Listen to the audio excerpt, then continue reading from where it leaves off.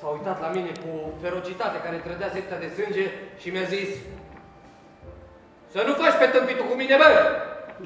Să trăiți cu respect, raportez, eu nu fac pe tâmpitul. Eu am fost reformat din armată și declarat idiot oficial de către o comisie militară medicală specială. Ba, mie mi se pare că ești în toate mințile. Și a început să-mi înșire un pomenit de diferite crime, de la înaltă trădare la revoltă. Ce zici? Ce să zic, să trăiți cu respect, raportez, e suficient. Ce e prea mult strică. Ce frumos e acolo, domne! Păi acolo poate să facă omul ce vrea. Să vorbească cât vrea, să se dea de-a berbeleacul, să se creadă regina Angliei sau papa de la Roma. Era un nebun care se dădea drept sfinții Chiril și Metodiu.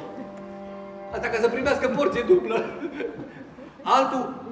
Altul era care se credea dicționar și ne-l ruga să-l deschidem la capitolul 16. Să păm Europa, maicolea, și îndesăm pământul în ea.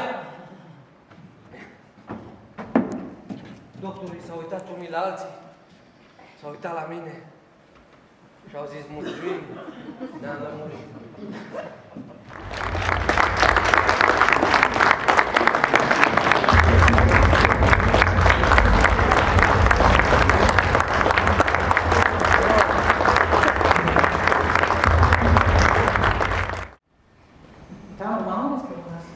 Времето, в което не работите по програмата, се добавя към предварително обявеното от програмата време. Програмата ви слуша.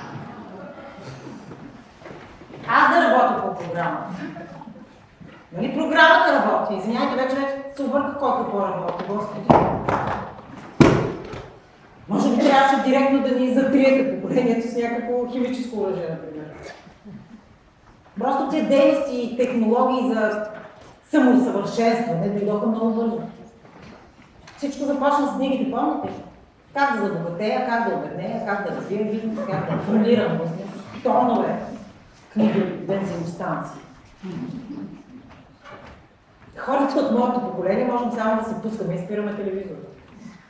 Можем при среща с някого да си кажем: здрасти, да измислим нещо за другата седмица, което с радост и двете страни не измисляме. Това е. Това са нашите технологични и комуникативни умения. Сега това аз разбирам, че е важно. Но не се прекалява малко. Хората вече не се запознават, като си казват имената, а диагнозите.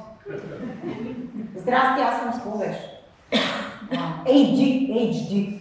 А ти? Аз съм в долната дясна част на спектър. Аз имам тежък аспект. Аз имам логоневроза. Аз съм биполярен. Аз имам дислексия. Не, нямаш дислексия, просто те мързи да четеш.